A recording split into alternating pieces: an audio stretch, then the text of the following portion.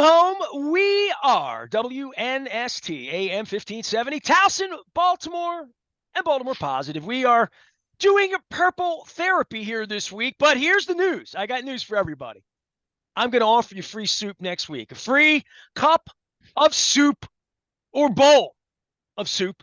It is a crab cake row week, and we're moving the tour all around. On Monday, we will begin with 8 hours of live radio. It is a marathon featuring 100 local charities, community do-wellers and do-gooders, as well as a whole bunch of friends of ours that are just hanging in because I thought the Ravens would be in the Super Bowl. This is the cup of soup or bowl. We will offer you a free cup of soup or a bowl of soup, Maryland crab, cream of crab, 50-50, 60-40, Arnold Palmer, Charlie Ekman, however you want to have it. We'll do that for you beginning on Monday at Fadley's, the new Fadley's. Been to the old Fade. Everybody been to the old Fade. Nobody's been to the new Fade. This gets just open this week. They will be opening the doors there, and hopefully to us as well with some Super Bowl on Monday at Fadley's. Tuesday, we are at Costas. Wednesday, we're at Coco's. Thursday, we're at State Fair on this guy's side of town. And then on Friday, up in Cockeysville. I'm wearing my Pappas shirt because Dennis Koulatsos, I believed that that the kickoff of my new promotion, Crab Cake Row, dedicated to Chad Steele. If I can't be in Las Vegas, I want to be in East Baltimore doing good stuff for people. We're doing this for the Maryland Food Bank. So I dream up this crazy promotion, and I thought they're going to make it to the Super Bowl, and Luke's going to be out in Las Vegas, and that's going to be cool. Betting a hard 8. I was going to send him out for tacos and beer. And I would be doing this cool promotion, and you'd be coming over State Fair. You would be coming to State Fair because, be honest, man, they lost on Sunday, and we're going to talk about it, but they saved you a lot of money. Yeah, but I wish it was the opposite. I think all of us wish it was the opposite. It would have been great for the Ravens fans, Ravens Nation, the economy, right? The local economy.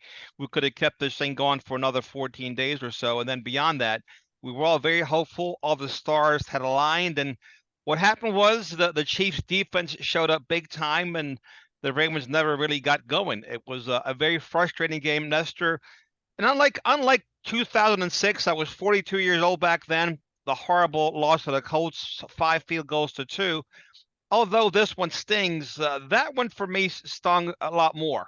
So maybe it's because I'm 60 now instead of 42. I have more depth, perspective, and wisdom as a human being, Nestor. But still, it was just a total letdown at the stadium. These windows, as we all know, they close quickly. They don't always stay open. I referenced Dan Marino. He went to the Super Bowl in his second year, his sophomore year, never went back again. So that's my biggest fear about this team, Nestor. And if I'm Steve Bisciotti, I want some answers as to what happened on Sunday. Well, I want some answers from Steve Bisciotti as well. Once he gets those answers, you're not going to get that. He could provide those. Well, that was part of the deal. That was part of the deal when you buy the team, is to be accountable. I mean, I'm not lowering. My bar will be lowered for no one any more than your bar would be lowered at Coos Baltimore Ford about how you would assess what you consider to be a transaction of integrity and of being on the up and up. And, for me with the team to the field and where it is, I much like everybody else, I expected them to win, but there was a part in me in saying there were times when the offense took times down, the Pittsburgh game, other times. And Luke and I talked at length about this in our second segment on Monday morning, just about down and distance and how you trade on that. That is that it's like having money in the bank when you're buying things, powder in the keg, the whole deal, right? Like down and distance is the game, and the Chiefs kept moving the ball forward in a road game, and even if it was a yard or 2 on this play, it was 5 on the next play. It was, we'll punt, no problem. I mean, we'll come back, we'll play defense. We're a balanced team. The Ravens are a balanced team. I just think, in retrospect, in these games, every one of them, Harbaugh's been outcoached. The losses, these bad losses at the end of the year, they've been outcoached. They've almost been full of themselves.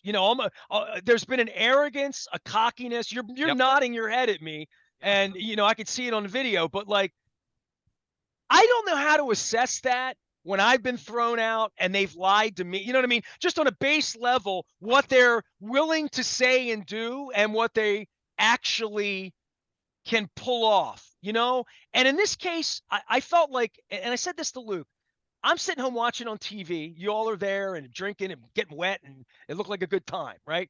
But I saw the whole pregame show, and they showed the Ravens coming into the stadium, and they're like smiling and man, the Chiefs look like they were on a freaking business trip. I mean, like really a business trip. And I looked at it, and it reminded me of Clem Florio always wanting to get the binoculars when the horses came out on the track to see who was sweating and who looked good that day and where they were and all that.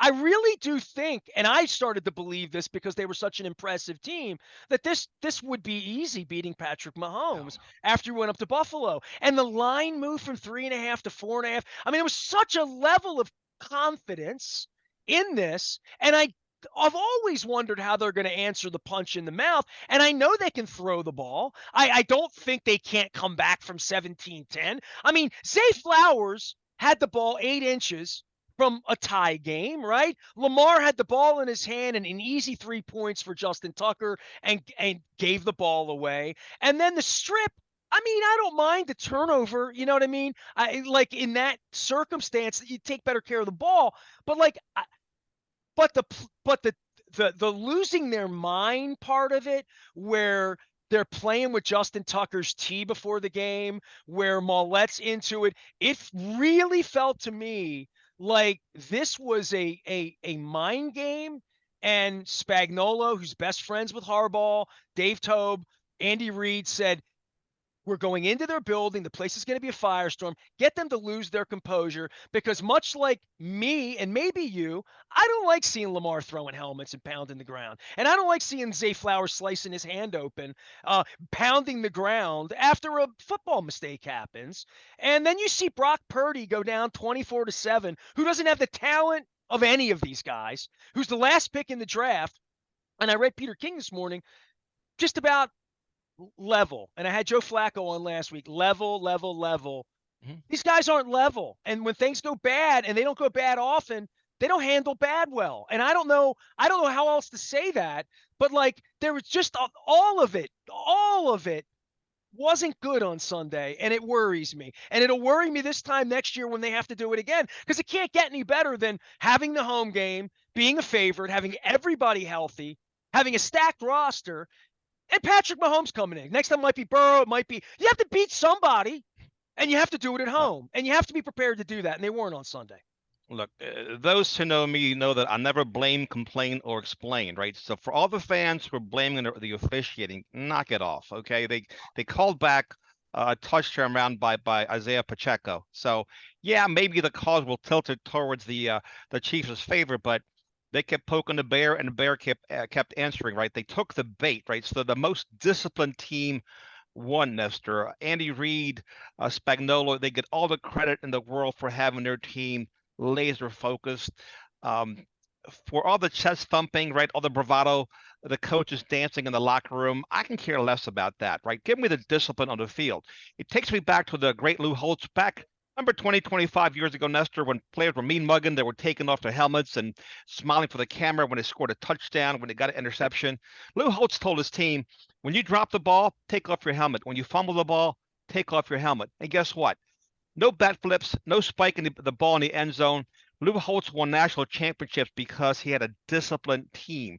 And the most disciplined team, the team that packed their defense and the running game. I mean, Isaiah Pacheco had 68 yards on 24 carries, but the time of possession was huge, Nestor. And to me, the better team won Sunday. No excuses. They got out-coached, out-hit, out-executed. No excuses. Are you angrier or more frustrated? I mean, give me an emotion for you. I mean, you did radio here for a dozen years. You're doing 2 hours, and you get your say in all of this. You invested the money, the time. You left in this pall being cast over the stadium. I tell you what, being thrown out's one thing all those years. I walked out of there in 06. I was in those locker rooms when they've lost. I mean, you couldn't get Ray Lewis out. I mean, Luke was asking me about that because he wasn't covering the team. I feel like Luke's been here from the beginning. I feel like he was with me next to me with John Ogden was drafted in New York. But Luke's like, what was that like? And I said, Ray Lewis was sobbing, literally sobbing in hiding, because he he was too messed up to come talk to the media. Like he just was. And I respected it at the time because I went home and I blubbered. I literally have video of me blubbering. My wife held a camera on me and said, this is the early days of YouTube. She thought I was going to get something out of me that was going to be poignant to put up on, or, and I just blubbered. I was like teary eyed and a mess. In 2006, I felt every piece of that emotion that you felt. And then after that, the losses were business losses for me because I had 350 hotel rooms in Indianapolis and it cost me a chance to provide better for my family. When Cundiff missed that kick, it was a devastating business situation given me having 14 employees. I mean, it was just I'm running a business. I'm a businessman, man. So it was like almost being a gambler. It was awful when they lost those games for me, professionally, business-wise, for my future, for feeding my family, all of that, for providing for employees who no longer work here. I would say in this particular case, and I'll do a shoot interview with you. You're a wrestling guy. Here's the shoot.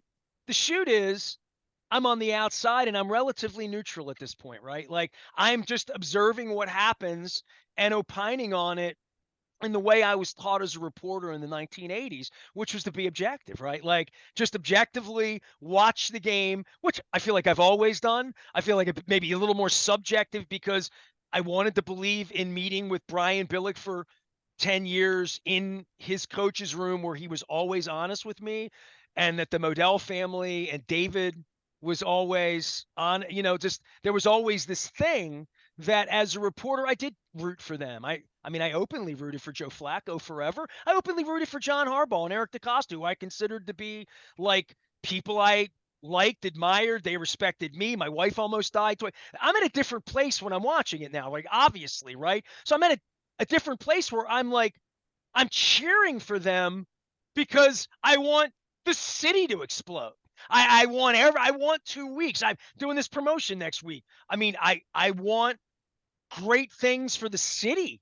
And when they can't deliver on that, there are no columnists left. There's nobody left to ask tough questions. They've thrown people like me out and tried to pretend it's on the up and up.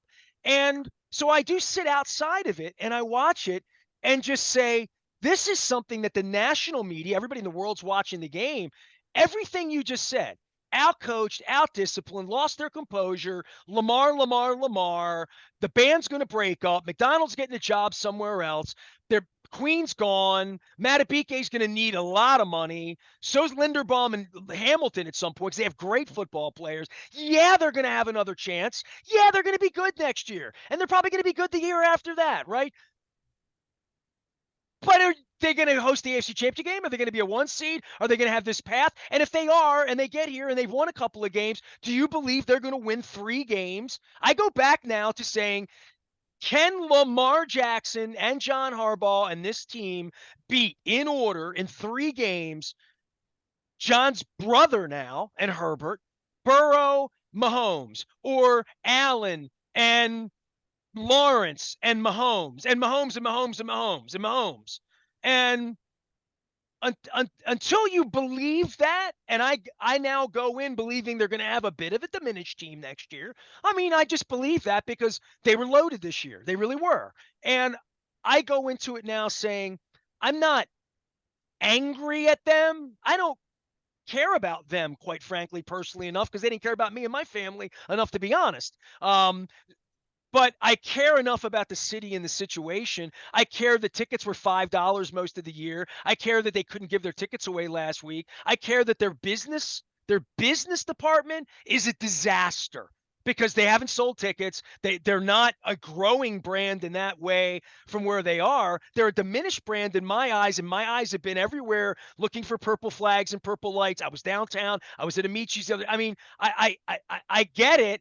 And I know tickets were $800 the other day, but I do wonder as we pound on it for a year and they come back next year, you don't expect them to be this good like the Orioles. You don't really expect the Orioles to win 101 game. I expect them to be really good. They might win 110, but I don't expect when you have an outlier year, when you're the best team, I expect more things to go wrong next year, quite frankly. Like it was really perfect until they kicked the ball on Sunday and the best player and the best coach and the best tight end and the most famous woman on earth all showed up, right? Well, let's not forget again Spagnuolo, right? Steve Spagnuolo. I thought you were saying let's not forget Madonna. I'm like, no, Taylor. You're conceding Taylor Swift to me, Dennis. Look, I'm not conceding anything to anyone, but I am stating facts here that they've had the same defensive coordinator since 2019. The guy schemed up a great defensive plan. I've got to go and watch the film, right? Because at the stadium you miss certain things, but I'm pretty sure in the first 3 offensive series they came out, Nestor, with a single high safety. The wide receivers on the edges had one-on-one man coverage. They were daring the Ravens to throw the ball deep.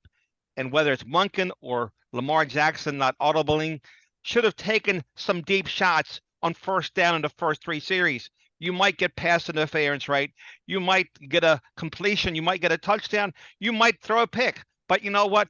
The defensive coverage dictated, Nestor, that they throw it deep, and they didn't do it. And on second down, guess what? They played cover 2.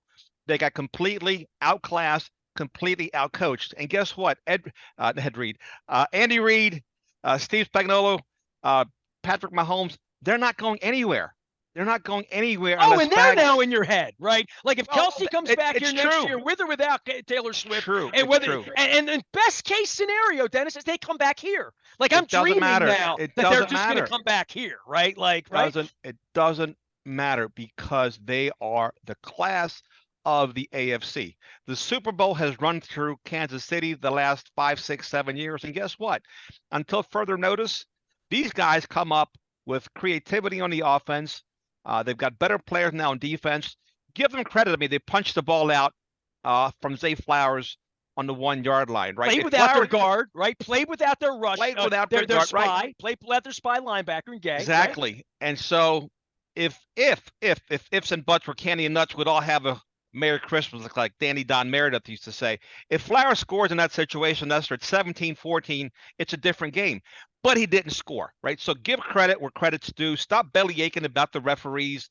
The most disciplined, better coached team won the game on our home field. And with 22 pending free agents next year, Nestor, the window for winning a Super Bowl didn't expand. It got considerably tighter, smaller, right? So, and that's a challenge the Ravens have to withstand going forward. That's what they have to face going forward. That the window is closing, it's not opening, and now you got a big contract with a quarterback that may or not be able to lead you to the promised land. Well, you say may or may not be able to lead you to the promised land. Go ahead, finish that thought, because he needs. I mean, there were times he could have ran, he didn't. So I don't know how much of this I'm a quarterback thing. Look, we saw Josh Allen, run the ball time and time again, and almost beat the Chiefs in a very entertaining game. So I don't know what it is. It looks like Lamar's lost some of his speed. He's getting caught from behind now, but he's making decisions. I mean, if you're going to wreck your body and run the ball, you do it in an AFC Championship game to get to the Super Bowl, right? You don't make business decisions. And I don't know what's going on with the offense, but 6 carries for the running backs when Buffalo rushed for 200 yards against the same defense a week ago. I can't imagine. Explain that to me. Was ashen face at the podium, right? And I learned so much more. And that's the game, Nestor. That's the game the way unfolded. That's just the way the game went. Baloney. I learned Look, so the much Chiefs more. stuck with a run. Nestor, the Chiefs, like you said, 1 yard, 2 yards, 5 yards, right? They stuck with the run. When you go on the road, you pack your defense and your running game. Set Terrell Suggs many years ago. It stuck with me. You know why? Because it's true. And that's the formula that the Chiefs used on offense. It wasn't Mahomes thrown for 400 yards. It was Pacheco between the tackles. To me, that was a story on the offensive side of the ball for the Chiefs. The story started for me when Kelsey threw Tucker's tee and was mouthing off to the kicker, getting into his head thinking, all right. And then out at the 50-yard line, they're mouthing off. And throughout the game, I mean, see, I watch the games on TV now. So you can thank Chad Steele for that. And I get to see on a big screen where Van Noy pops Kelsey in the head. Kelsey's laughing in his face, and Van Noy is calling him, "You're a bitch. You're a bitch." And Kelsey's laughing. He's like, "I'm a bitch. You just got 15 yards." And like, so that 100%. Whatever Roquan Smith did at the end to give a cheap shot to the guard to get a penalty at the end of the game. I like the Men penalty. on the field. They, Clowney hitting late. I mean, just Flowers taunting. He pushed the guy down, dropped the ball, spun it, talked to him, and then he winds up giving up the play and then goes to the sideline, slices his hand open. And Evan Washburn's down there, who works for the team, by the way, giving the report that this happened on the sideline. Like, it's embarrassing. Now, Zay Flowers is young. He's got time to learn, but that's when you pull him off the field and you sit him down and you say, son, you're selfish and you're costing the team yardage, points, etc. Right? So that's part of the team not being disciplined, right? And that falls on John Harbaugh. You got to look, but he's allowed this the whole season. And I understood the Ravens jumping offside on 1st and 5, make it to give him 1st and 10, but not in the egregious manner that Roquan Smith did. And Roquan needs to talk less. He talks about talking with his pads. I love Roquan. Talk with your pads. Be who you are. Now you see, I saw him the week before. He was wired. He was mic'd up. He was talking. Patrick Queen's ears off on the sideline. You could just tell Patrick Queen was like, "Dude, shut up. I know you're great. I know you're making plays, but I don't need Ray Lewis 2.0 here. Go out there and talk with your pads. Stop talking to me." So all this bravado, all this garbage, all this showboating, it's got to stop, Ness. Dennis Koulatsos is here with some leadership thoughts and little urine and vinegar on a. Look, act like you've been there before, right? Have some class about you. Don't spike the ball in the end zone. Don't flip the bat, right?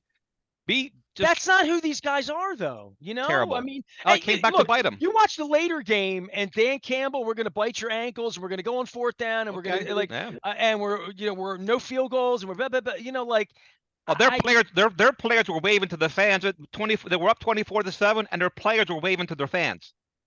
Goodbye. Not at halftime. It's a 60-minute game. How did that work out for the Lions?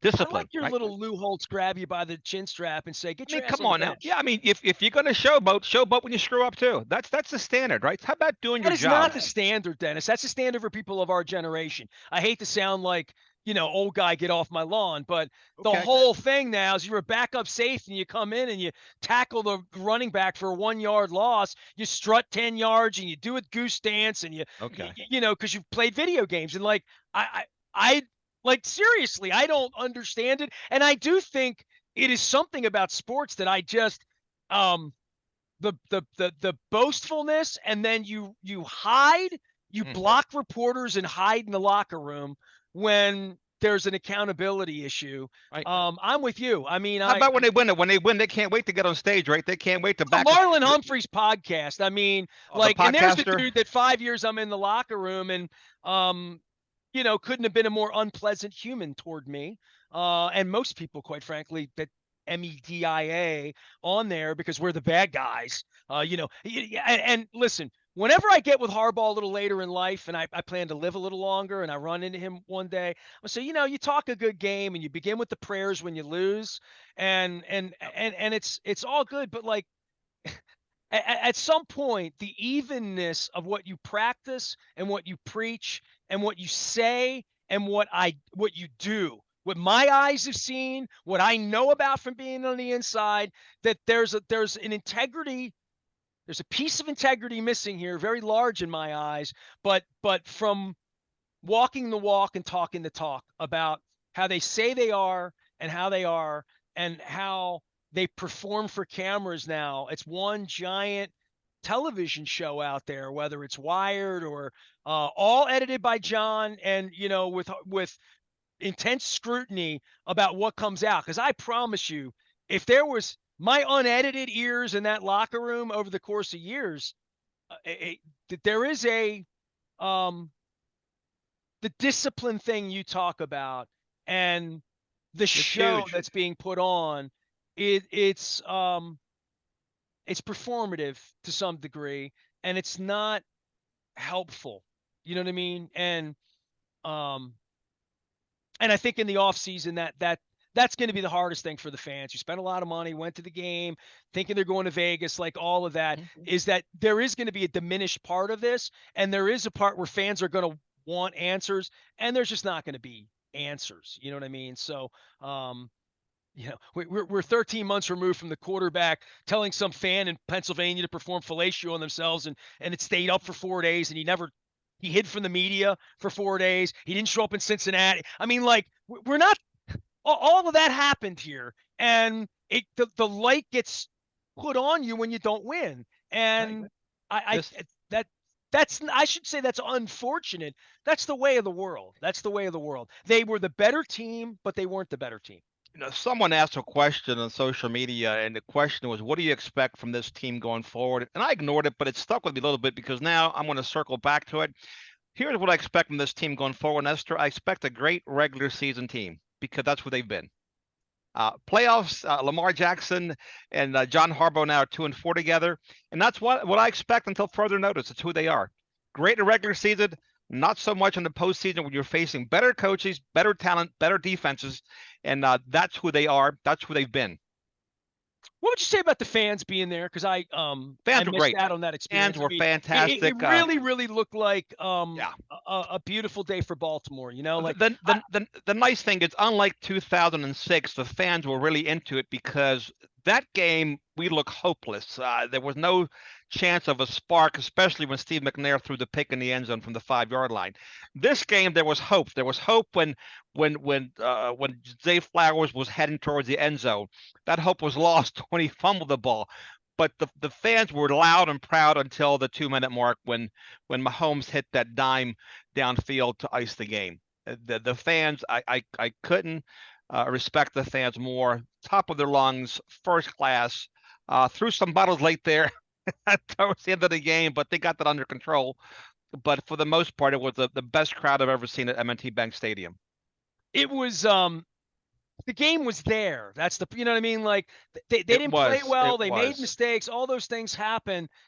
And it was there until Mahomes completed that pass at the end. It was still. What I was going to say is it was sitting there for them. One mistake, one fumble, one defensive play, one big moment, one accident, one tipped ball, like anything. Oh, it was frustrating. Yeah, I'm sure of this and change the narrative forever, because we wouldn't be talking about how they failed and messed up. We'd be talking about how they persevered. Yeah, it was frustrating to the fans at home. It was equally frustrating for the fans at the stadium. We were one play away, one fumble, one interception, one touchdown away from being right there. And that was the most frustrating part of that Sunday. Was we were inches from greatness, and you know what? That greatness was captured by the better team. No question about that. I don't want to hear any excuses from anybody in Baltimore. Chest out, chin up. We had a great season. Got to host an AFC Championship game, but you know what? You also need some luck to get to the big show. We had none of that because the Chiefs took that away from us, because they were the better coach, more disciplined team, and their defense really showed up. And they're probably going to win the Super Bowl. Yeah, I mean, at this point, I really don't care, but yeah, no one does, right? Yeah. But if Brock Purdy against Patrick Mahomes, love him or hate him, Kelsey and Taylor Swift, it doesn't matter. And here's the other piece. I'll leave you with this, Nestor. The week before, I said, I always do this. I switch quarterbacks. I play the what if game. If Lamar Jackson was the Texans quarterback last week, and the other kid, C.J. Stroud, was the Ravens quarterback, the Texans would have won. In the game against in the AFC Championship game, if Patrick Mahomes was our quarterback and Lamar Jackson was their quarterback, the Ravens would have won handily. And that's to me the biggest difference maker right there. Well, you can talk Lamar when he's beating the Lions and shocking the world against San Francisco and beating up on the Dolphins and, like all of that. Yeah. Lamar gets measured in these games, right? Like that's Joe Flacco got measured in these games too.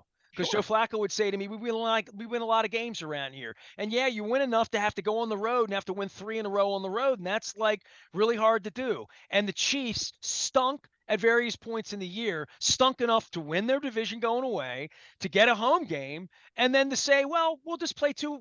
We'll use that as a warm-up. And we'll just go on the road and we'll do what we've never done before. We'll beat Josh Allen in Buffalo, and we'll beat the MVP, 2-time MVP, because he's great. Lamar, we'll beat him at home too. And so what else you want to say we haven't done?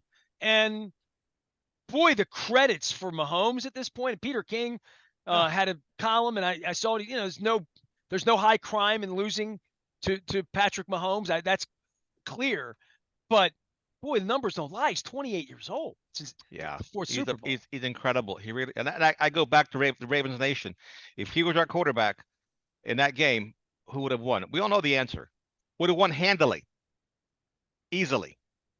If you put Lamar on the Chiefs and you put Patrick on the Ravens, well, if you that's all feel I'm saying. like, And I like Lamar. I don't that's dislike the Lamar. case in 51 weeks from now, if things go exactly the same way, but there's a little break in it, we'll be playing that game in Kansas City. And how could you like Lamar there? You can't. You can't. Look, I was apprehensive as heck for the AFC championship. I couldn't believe the Ravens were favored by that much, if at all. I thought the Ravens should have been the underdog. You're going up against a defending Super Bowl champs. Are you kidding me? Look at their DNA. Look who they are. Look at their history versus the Ravens' history. So the potential. Kelsey's lost his step. They drop balls. Okay. Yeah. Their spy linebackers out. Their guards out. They got to come into Baltimore and do it. The fans and yeah. Fans did their job. Fans did a great job. They were loud. I don't know if they caused problems for the Chiefs, but because they were dialed in. But the defense did well. The defense played well enough for them to win. It was the offense that let them down completely. Yeah, didn't have the yips that the Texans had last week. Dennis Koulatsos can be found right over at Security Boulevard at Coons Baltimore Ford, just outside the Beltway, right across the street from our friends at Wise Markets over there. So stop by and say hello. We are going to be doing a Cup of Super Bowl. It is Crab Cake Row beginning on Monday at Fadley's at Lexington Market. All of it brought to you by the Maryland Lottery. I'll have lottery tickets to give away all week. Free cup of soup or bowl of soup.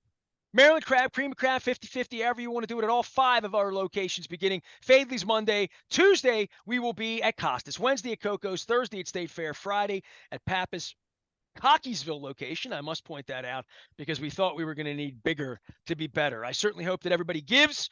Bring something nice for the Maryland Food Bank so we can take good care of them. We will be featuring 100 charities next week around here to try to add some salve to our purple souls. I am Nestor. He is Dennis. We are WNST, AM 1570, Towson, Baltimore, and we never stop talking Baltimore positive.